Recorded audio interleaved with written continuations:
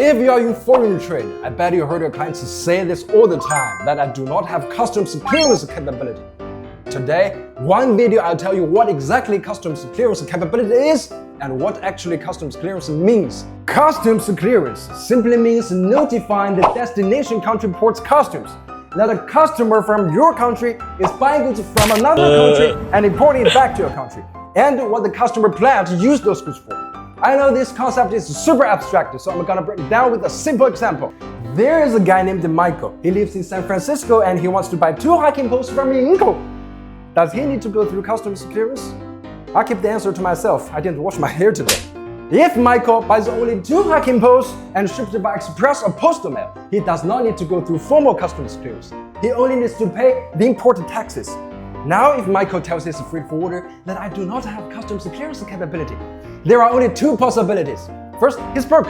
He cannot afford to pay the taxes. And secondly, he's basically a ghost. Because in this scenario, every single person has the capability of customs clearance. Even an undocumented person from the US without a credit card can take the tax notice from his email and go to the local post office and pay in person. Now, Michael wants to buy 100 hiking poles via express like DHL or UPS.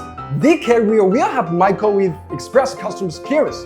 But Michael can no longer clear customs as an individual because individual customs clearance is only for goods for personal use. How is he going to use 100 hiking poles himself? Is he a centimeter or something? So now Michael needs his company to act as the US customs clearance entity, and that company has to purchase a US customs bond. Now if Michael claims that he has no customs clearance capability, that means he does not have a registered company in the US, or that company has not purchased the US customs clearance bond yet. And even if he wants to import 1,000 hiking poles and claims he has no customs clearance capability, the reason is exactly the same. No registered company or no customs bond. So, will someone still lack customs clearance capability even with a registered US company and a customs bond? Absolutely yes! Let's say importing hiking poles does not require any special certification to the US, but hiking poles can be classified as crutches, and crutches are medical devices. Importing medical devices requires FDA certification.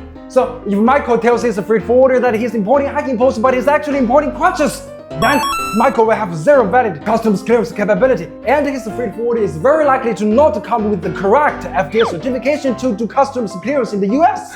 So the freight forwarder won't be able to clear customs for Michael either. More and more small and medium-sized retail client is popping up in foreign trade recently. What is a small retail client? I have a female client who's a dance instructor and a choreographer. She's so swamped with work. She's always rushing around and she's still single. So if you start talking to her about customs clearance capability, it will just sound like total gibberish to her. But does she come with customs clearance capability? Hell, she does! As a China-based international freight forwarder, we cannot just take clients that have no customs clearance capability to the face value. We have to judge their actual clearance situation and have them choose the best and most cost-effective shipping method. Save their money, catch my drift?